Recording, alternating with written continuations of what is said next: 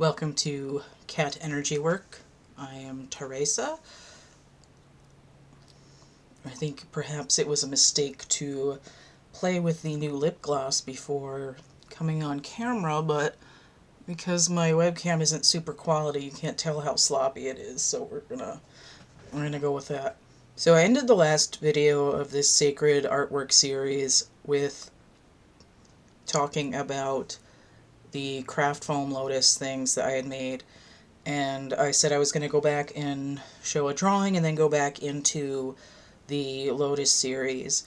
And because I have a bunch of stuff in different folders, it was more economical, time-wise, I guess, to type out a list of the artworks I was going to show, and lo and behold, the psychedelic works that I wanted to put up on the screen and talk about is like over 2 pages of stuff. So I've broken it down into sections, so it's actually going to be a few videos before I get back into talking about the Lotus series proper, but we saw the early Lotus stuff, and then the pyramid, and some of the 3D things. So I'm going to go back.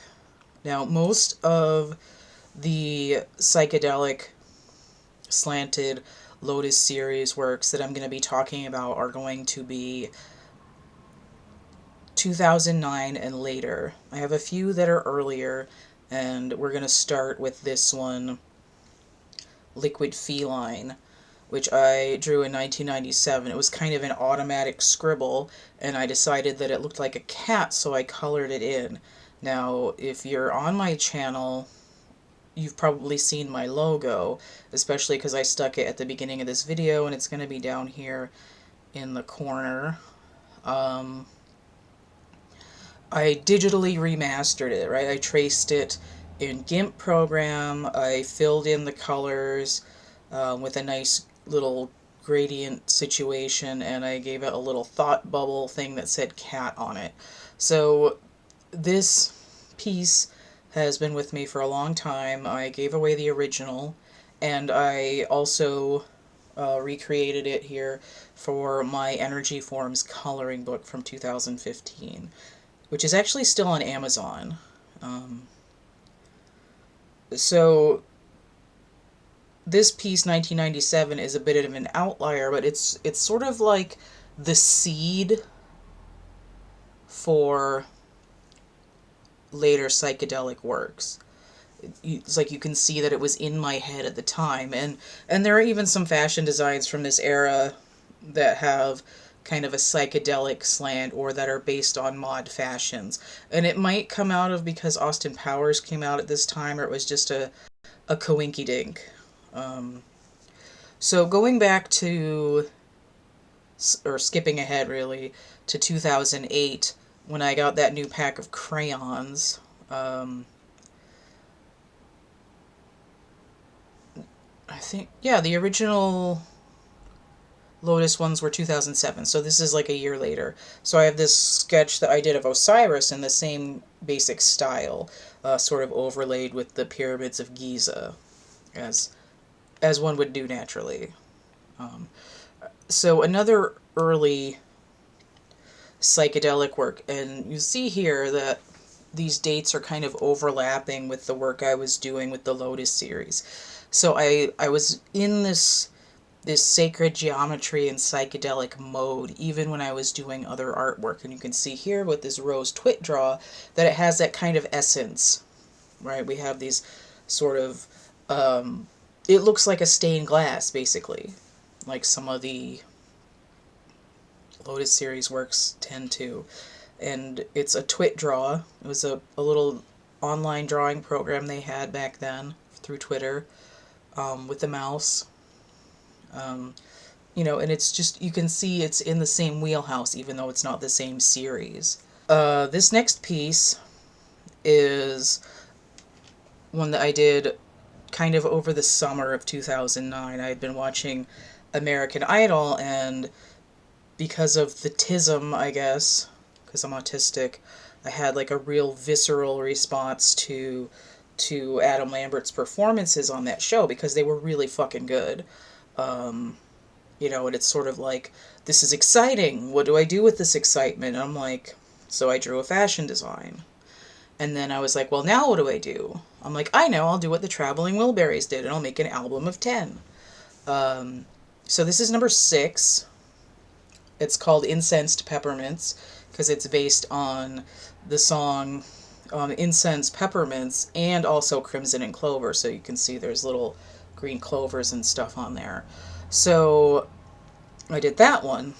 And then there was another artist who I was sort of like watching on like MySpace at the time, who actually used to be Adam's boyfriend like a few years before that.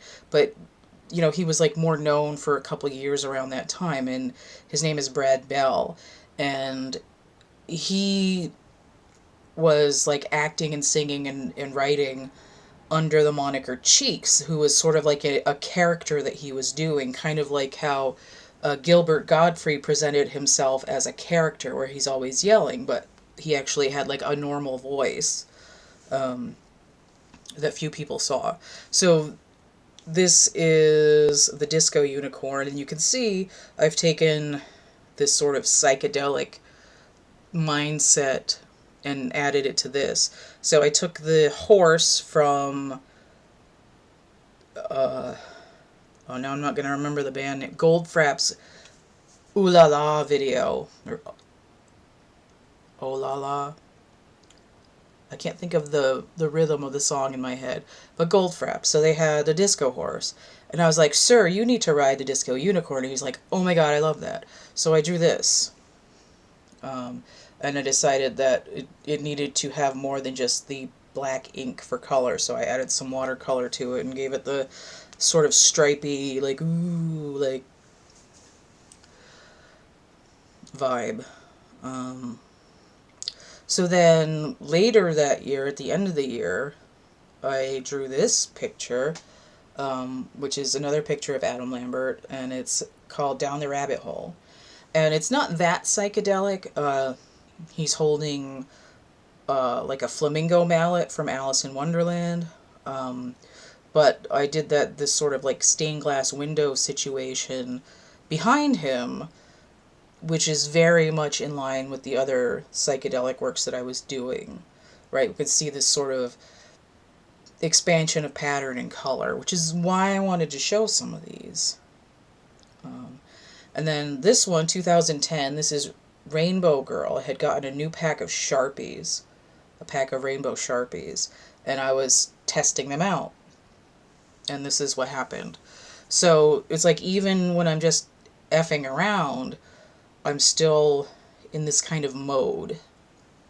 Now, I'm not showing everything that I worked on at this time. There's like stacks of other drawings that I did, but I'm showing the ones that are like really indicative of the style as the different modes kind of merge together.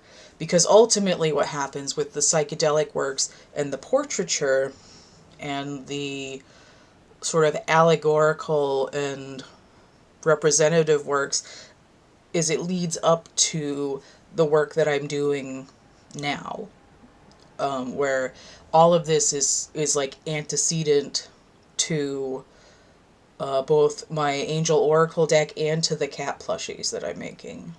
So 2010 Planets, this is just me testing some stuff in GIMP, because I was just starting to use the program then.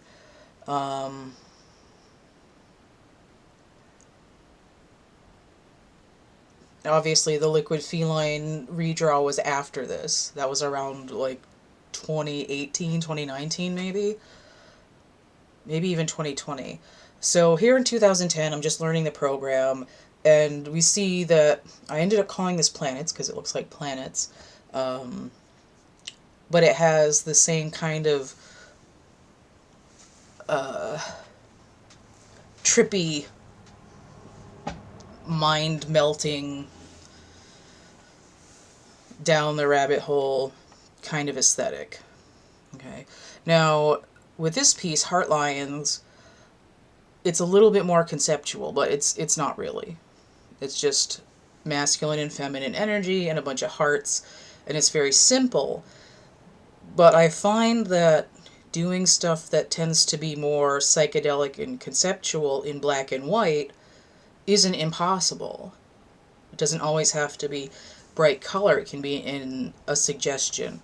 And then what you can do later is you can edit it. You can take it and have just the lines and, you know, overlay a rainbow on it or invert the color and add red or whatever you want to do.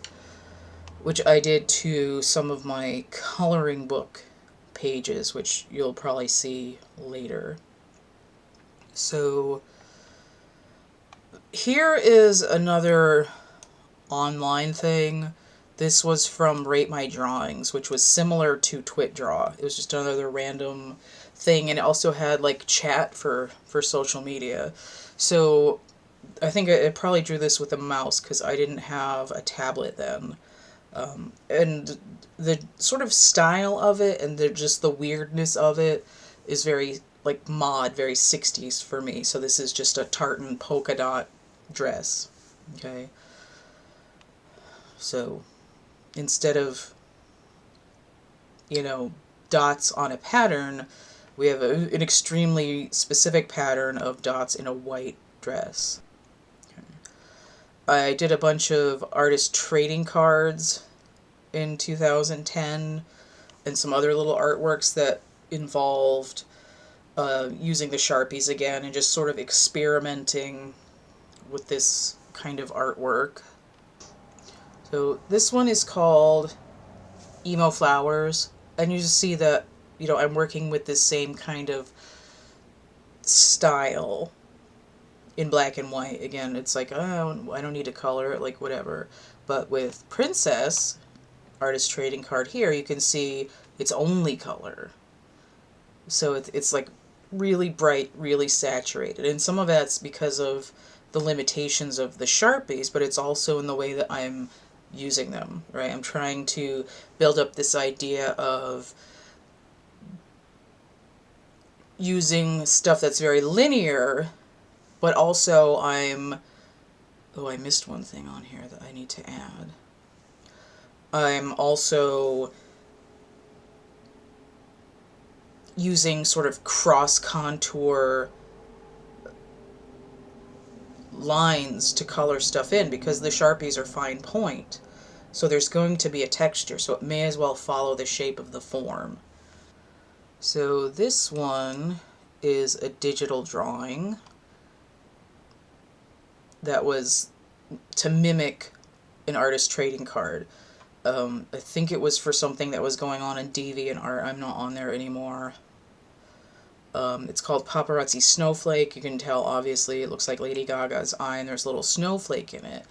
And this isn't, like, really inspired necessarily in terms of psychedelia, but if we go to this 2013 snowflake card that I made for a DeviantArt Christmas card drive for, like, hospitals, the same element has come in there, and the snowflake element came in with the snowflake lotus. So I feel like these works are kind of based off of that, and they stay in the same psychedelic wheelhouse. And, you know, a lot of these with the celebrity drawings, it's like what I was listening to, what was sort of like hyper-focused in my brain at that point, where it's like I need to express that this is doing something for me, right? It's like I have a surge of energy because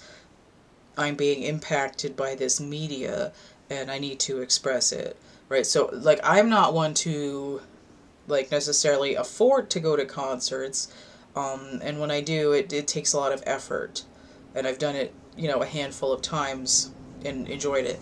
But it's like my way to access it isn't to just, like, go in public and scream. It's to, like, what does this mean? Like, how can I express myself? And then at a certain point, I got kind of carried away and was just trying to compete with other people online who were also drawing pictures. But at this point, I was definitely just responding to stimuli by creating something. So snowflake motif, and obviously snowflakes are like hexagonal in their symmetry, so it does feed back into that sacred geometry concept, like behind the scenes.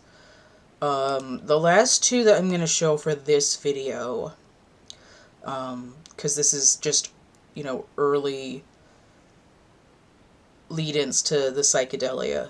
And again, this is happening at the same time as the first couple years of the Lotus-Series. So, which one did I do first? I think I did this one first. By like a month?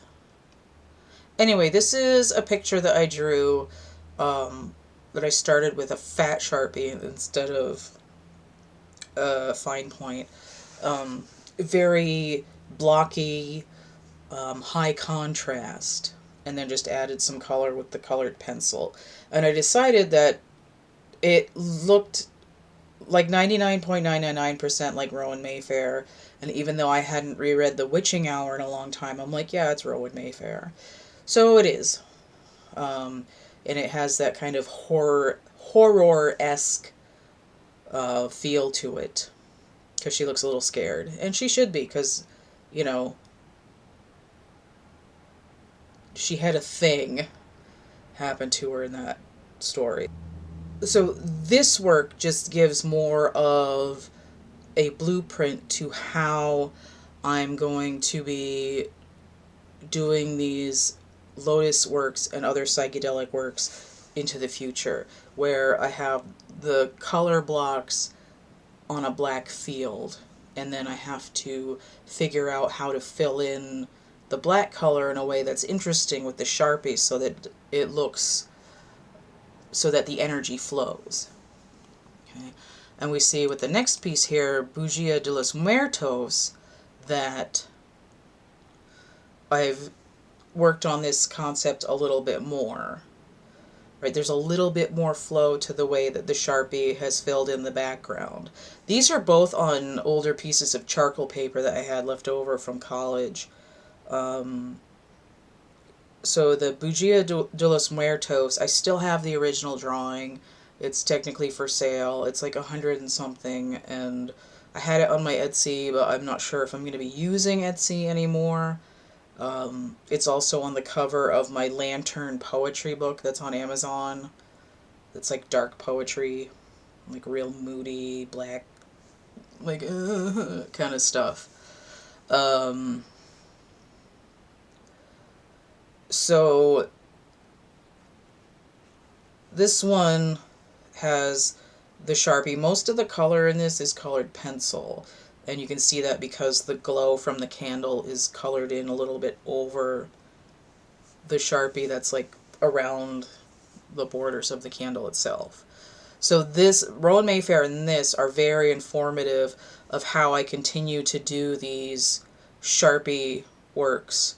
Because, I started out with the crayon, right, with the matte board and the Lotus-Series, and then I switched to the colored pencil. And you can see these that I'm using Sharpie and colored pencil. So that's going to be a thing going forward with these works. There will be Sharpie and or colored pencil, but mostly, like, a lot of the time it will be them combined.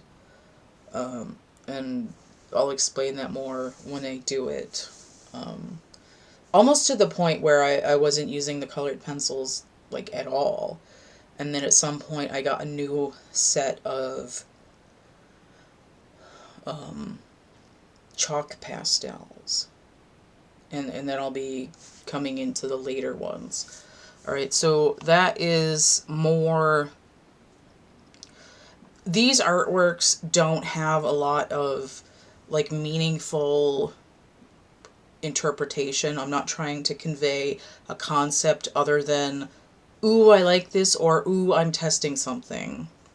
Right? These are sort of media that's in my head and stuff that I'm thinking about and expressing, but it's not something that I'm like, this is a lesson mashed up into a picture and you can study it for 10 years. like, unless you really want to. But these are just, you know, just sort of, these are more passing fancies in this video than they are conceptual. So I'll leave it at that. And then in the next video, we'll look at more stuff, and I'll talk about it. Alright, so stay groovy, and actually, before I cut off all the way, I want to say that the way that I've been reworking my cat plushies, they're very meaningful.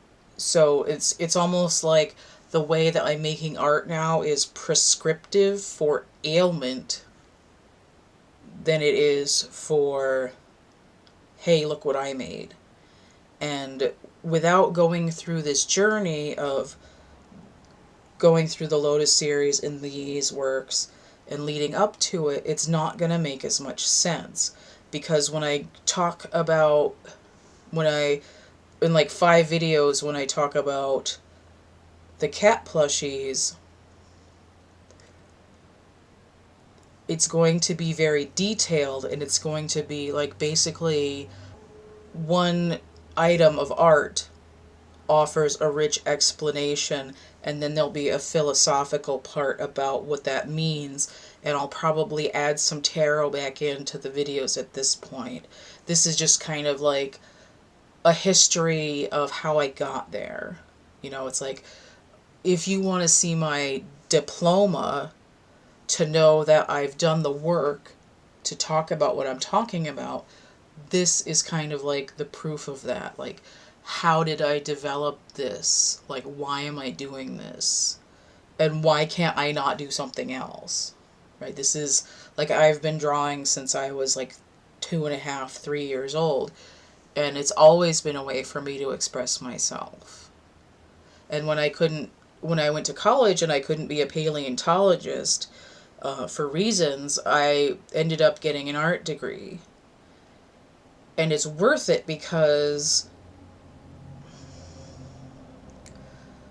what I did learn was enough for me to be able to do portraiture in the way that I want to.